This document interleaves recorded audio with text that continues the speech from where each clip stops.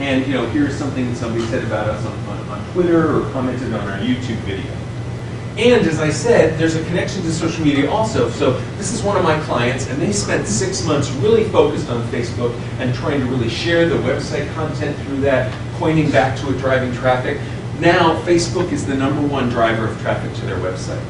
But they wouldn't have known that if they weren't on top of their website metrics. Because now they can look and see, yes, skeptical board member or whoever that doesn't think that Facebook is helpful, this is how many came from Facebook. And you can even drill down and look and see, of those people, how many actually went to the donation page and made a donation. And is that different from the folks that came from Google or from other places? Okay. All right. So just to review for websites, it's about that credibility, the cultivation, the clickability, and the content. Really considering your audience. I know a lot of organizations have gone through a website development process. Nobody in their audience was ever involved. They never sat down with an actual user, an actual donor, and said, all right, so go ahead and make a donation and let me know how that experience went. I think user testing is just so important to involve folks like that, volunteers. So to get your content, to bring it online, writing for the web, which is different than writing for print, making sure you're asking for support and making it easy, and to improve interactivity.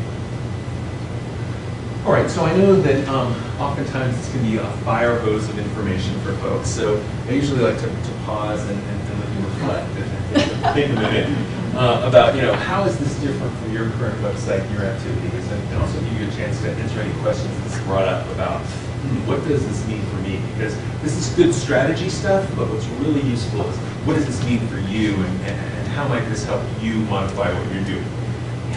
Yes, John. So I'm thinking about this in sort of the Heath brothers kind of framework. Okay. So it's a big change, right? I mean, one of the organizations I'm on the board, this would be a big change. That's right. What do you recommend as some of the initial small wins that we can do to get people on board to eventually overhaul almost everything? Great. So you didn't hear, Garrett's asking about, doing website development is a big job. So I mean, I was talking to somebody today, and they were talking about, it took, about 1.5 years for them to go from kind of start to finish. And it's like, a database overhaul can be a big, long project. So normally, he's saying, what are some quick wins or some small things? So oftentimes, one, there are some small things people can do to improve their current site in the interim while it's waiting, like adding search or adding social media sharing, or getting away from PayPal, or just improving that online donation experience.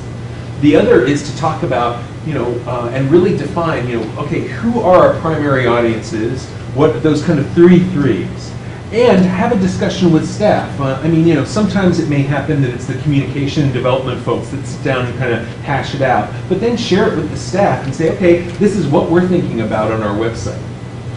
The other thing that I found helpful is if you have an education session with your staff and kind of, let them know these are all the things that are possible that we could be doing with our website, and think about how it might be used for your program. So for example, I've done some work with Auberly. And we talked about it, in fact, they've done this, which is, rather than saying, this is our program, for more information, email this person, can you put a form on there so I can at least give you my name and my initial question? So we move the conversation forward a little and allow me to take an action that moves the relationship forward. And so I think it's, defining those goals, defining the audiences, and also educating folks and hopefully getting them interested and excited about, oh, these are some of the cool things that we could be doing. I was just reading about a blog in Egypt where, being a woman in Egypt isn't the nicest thing. If you've read much about it. And so what they've done is they've created this blog where women can say, okay, I was, and they can enter a physical location about, all right, here I was harassed. Here is where someone made, a lewd suggestion to me. Here is where someone did some indecent exposure. And so they're tapping into the power of the community. So if you can give folks those examples and get them interested and excited about and thinking about, wow, what might this do? I think that's going to really help, because like you may have folks that are like, this is communications job. But you really get to think about, okay, what might help me in my job? Because, for example, when I'm talking to a development person, I need to talk to them about what's important to them. about this is how it's going to help you, get more donations or improve your donation process. But when I'm talking to somebody who's like a COO, I want to let them know about the story of, I've worked with an organization who, with the exact same resources, now serves 20% more people because they really focused on their business processes and their technology, and they really streamlined how the website works. So, to go to technology as an example, I know an organization, after Thanksgiving, the entire organization shut down for 3 weeks while they gathered Excel spreadsheets and Outlook address books and random pieces of paper just to send out the end of the year fundraising email. Now that they've gone through database consolidation and things like that, it's a couple clicks to select who's going to get what letter, and then the next day they go out. So to be able to say this is something that's really tangible and let the person know. So I think kind of those baby steps, and in terms of website development, sometimes you can start on the graphic design and get kind of that look and feel and that branding stuff going if that's never really been nailed down. And that's something that can happen in kind of a shorter cycle and is also a little less expensive maybe than the whole website development. So good question.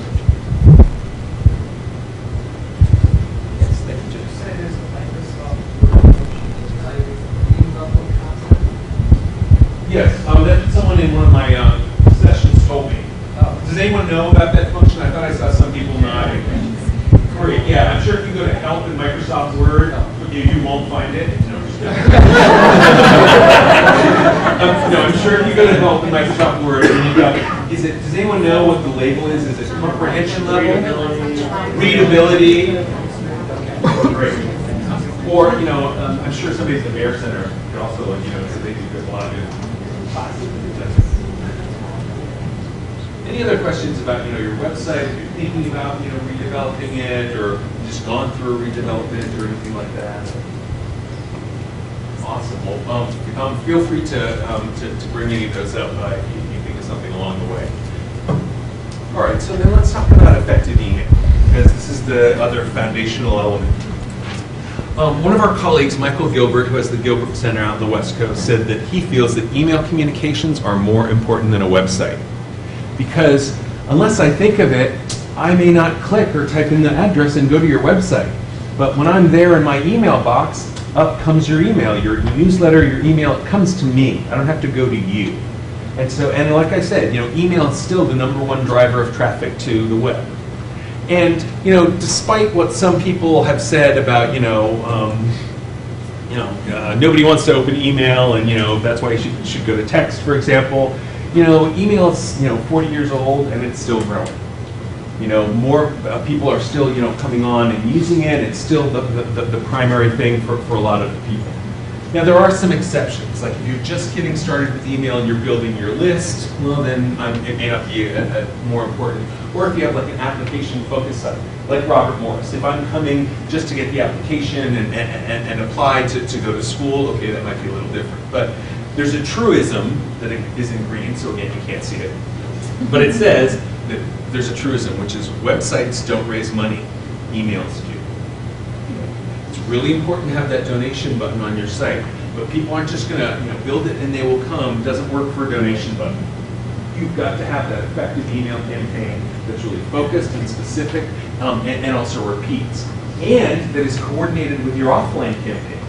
So one organization I worked with, which is the DC Central Kitchen, what they did was they took 3 stories. They wanted to highlight stories of people who've gone through their programs, and they train people who come from all sorts of different backgrounds for the food service industry. They took 3 different stories. In their print letter with story A, in their email that went out like a day or 2 later with story B. Then when they sent out the second letter, story B was in that, and story A went in the email. So you can take those 3 stories and kind of mix them up so that whether I'm contacted, whether I'm getting your emails or whether I'm getting your print letters, I hear all 3 stories. Okay.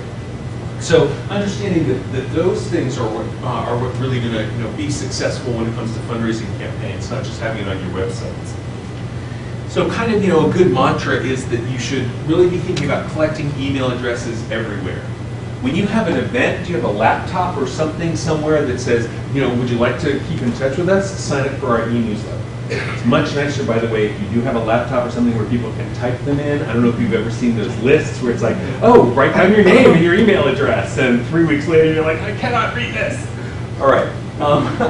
I even know organizations that if they're on top of it, if I call them and they can open up the database and see, oh, okay, this is who this person is, and these come to our event, they can say, we'd love to keep in touch with you by email. Would you like me to sign you up for our e-newsletter? I can do it for you right over the phone.